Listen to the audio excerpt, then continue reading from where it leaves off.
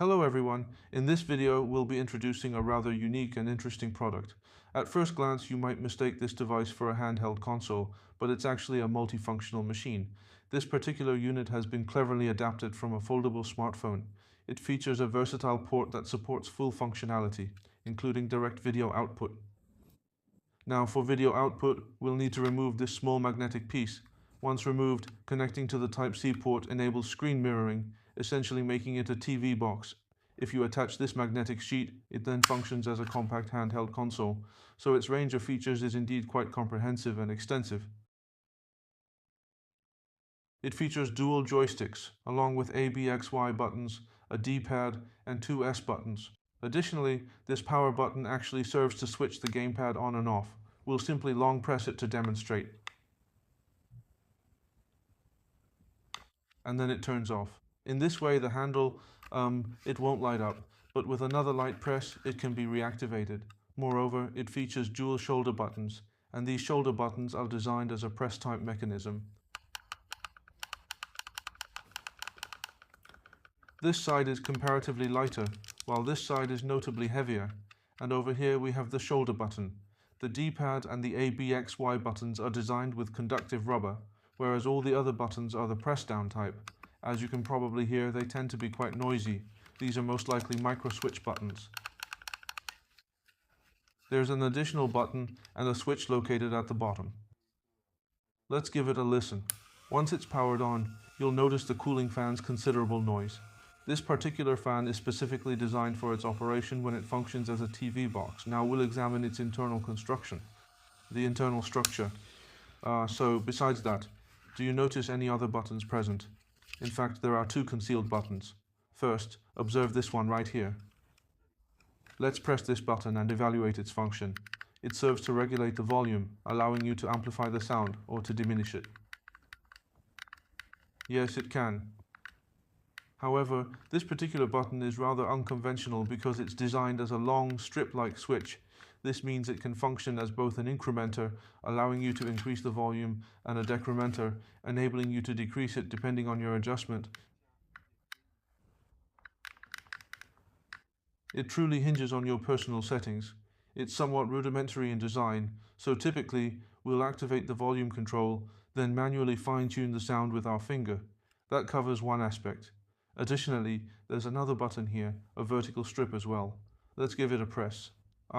It functions as the power switch. So, upon entering this system, it's evident that it was indeed designed specifically for a media box. This entire row is dedicated to various video applications, and then the row above that features games, with other applications situated even further up. For the time being, these are the primary ones available. Regarding this, we can observe that if you intend to incorporate additional applications onto this particular screen, it will likely necessitate some form of editing. However, to perform such edits, one must first open the flip cover. Consequently, on its external display, it presently accommodates only a limited selection of applications. So there are a few apps displayed here. This specific app is for managing files. This one appears to be the photo gallery, and over here is its application store. Interestingly, this device is actually built around a Samsung foldable smartphone. Let's delve into some of its various functions. We'll begin by heading over to the About Phone section to check the settings. It's built using the Galaxy Z, Flip 5, the 5th generation of that particular model, and it runs on a Snapdragon 8 Gen 2 chip. Feel free to take a look at it.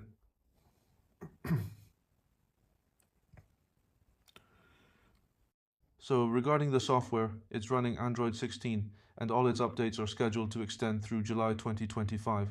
This ensures pretty extensive software support for quite some time. We can also observe some of its other compelling functionalities. For instance, right here, we note that it boasts 512 gigabytes of internal storage capacity, and its random access memory is a generous 8 gigabytes. Furthermore, should we choose to execute substantial applications, such as extensive emulator games, it additionally offers support for ROM+. This allows for the addition of 8 gigabytes of virtual RAM, meaning the total RAM capacity can be expanded to a full 16 gigabytes. Therefore, running most Nintendo Switch games should pose absolutely no issues. This means that the DIY enthusiast has installed a Nintendo Switch emulator, and the game we are currently about to launch is quite well known. It's a rather familiar game, a title you'd probably recognize. The game, Octopath Traveler. As you can now clearly observe, its operational performance is quite commendable. While there might be an infrequent screen flicker, that occurrence is quite rare. For the vast majority of the time, its performance remains exceptionally steady, consistently maintaining a smooth 30 frames per second.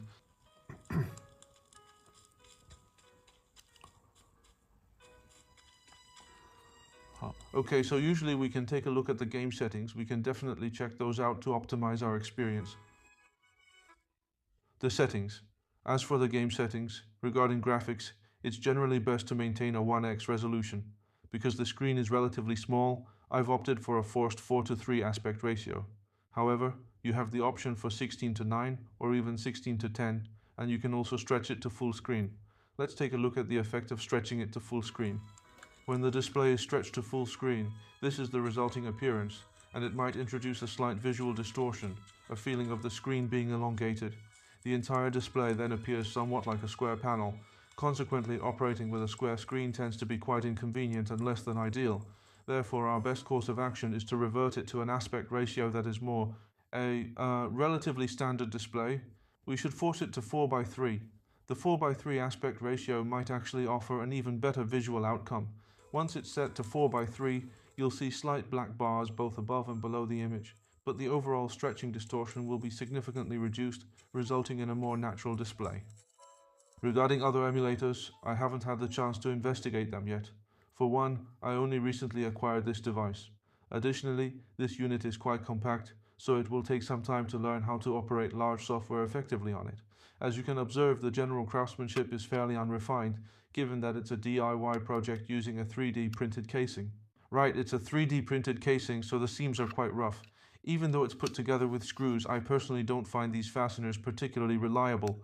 The two screws at the bottom do a decent job of sealing it up well, but the screw arrangement on the side is rather peculiar. There are two placed in the middle and then along the side. It's quite a strange setup. There is one present, but oddly, this particular side is missing a screw. This results in a rather wide opening here. As you can see, if you gently press it, the gap is quite apparent. In terms of how it feels in hand, it does feature a rounded design, so gripping it is actually quite decent. Its thickness, however, is greater because of the added heatsink and fan. Therefore, its thickness is quite substantial. Now let's take a look at the construction of its cooling fan. Alright, I've already removed all the screws. We can see that a considerable number of screws were used in total. Specifically, it employed 6 screws. However, what's particularly peculiar is that these 6 screws.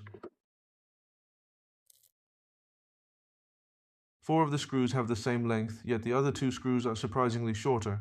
This indicates that the securement provided by these screws might still be somewhat problematic. So let's proceed to open it up and take a closer look. Upon opening it, it becomes quite clear that this particular machine has indeed undergone some form of alteration or cutting. What kind of cutting, you ask? Well, it appears one machine was essentially divided into 2 distinct sections, which are then reconnected via a single ribbon cable. As for the upper screen, specifically the display equipped section, it's affixed with a considerably thick layer of material.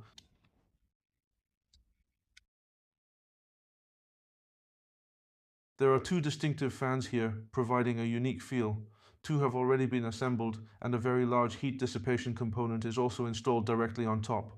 Furthermore, this section has been modified, essentially transforming the entire machine into a completely different configuration. It's essentially split into 2 distinct sections, which is quite evident. Furthermore, a substance has been applied to the interior. As you can observe, some adhesive was utilized for additional reinforcement. In my opinion, the overall craftsmanship is actually rather commendable. At a minimum, it enables the game to run with a fair degree of fluidity.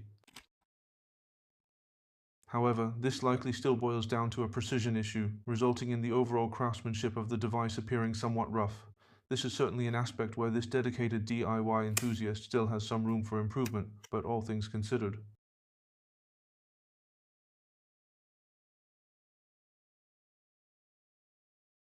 Personally, I genuinely believe this machine is quite excellent, especially considering its price point, which certainly presents a significant advantage. Let's examine it again. Furthermore, there's another button here, and I'm still uncertain about the specific function of these 2 buttons.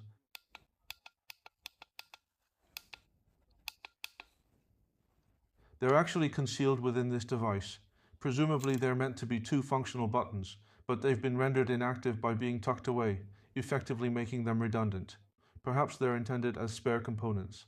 Consequently, this whole setup certainly has considerable potential for enhancement. However,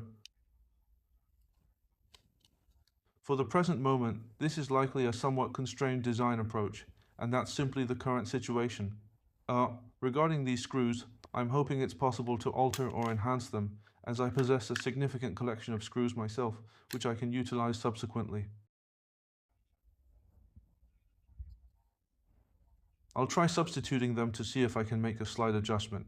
Okay, alright, thankfully I possess an ample supply of my own screws. I've found ones that are precisely the same dimensions. So now I'll install these 6 screws, all of consistent length, and then we'll discover if we can ultimately... I just couldn't seem to perfect that gap. So I invested a bit of time to make sure everything was completely tightened down. And now, as you can see, it's absolutely undeniably snug. I've already made sure both the top pair of screws and the bottom pair of screws are fully secured.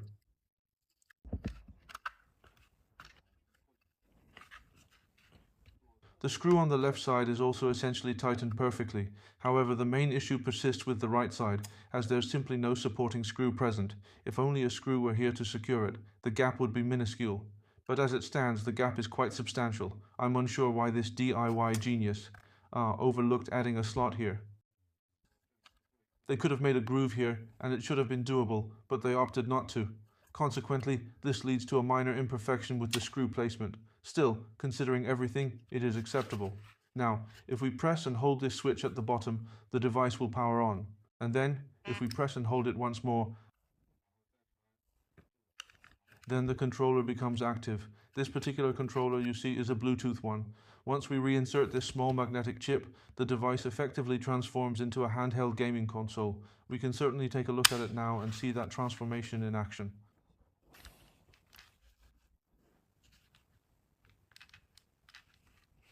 Alright, the system boots up quite smoothly, not sluggish at all, and we're successfully logged in. Currently, its responsiveness is quite impressive. Regarding the controller, it operates via Bluetooth connectivity. Considering all its various aspects and integrated features, it performs quite well overall.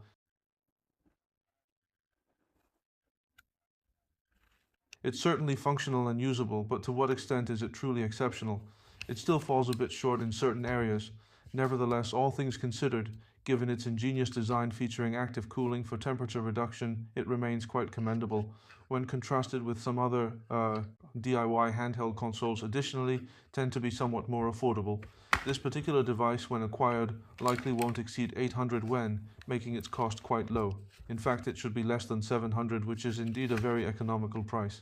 Therefore, it's rather enjoyable to experiment with it once you have it, especially if you were to utilize the C port for screen mirroring. Enjoying games on a larger display should significantly elevate the overall experience. So, what's your take on it? Is this roughly 700 price tag genuinely justified? I, for one, consider it quite reasonable. At the very least, it's certainly playable, and its compatibility with a TV makes it even more versatile. So, a television or on other larger projected displays, which is also a rather excellent choice. After all, its cooling system is quite effective, being situated right here. Alright, that concludes this episode's sharing. We'll catch you next time. Farewell.